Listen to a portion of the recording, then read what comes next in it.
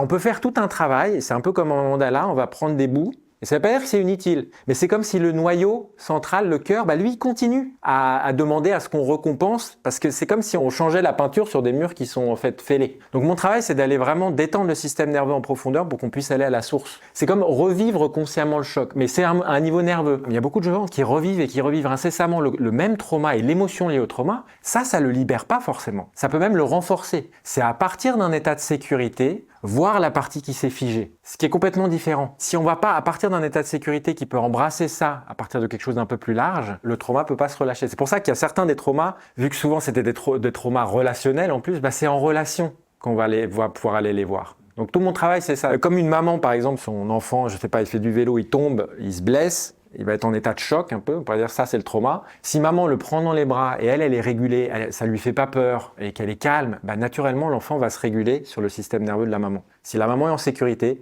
lui va retrouver son état de sécurité. Mon accompagnement c'est simplement ça, c'est je mets mon système nerveux en résonance avec le système nerveux de la personne et je me relaxe.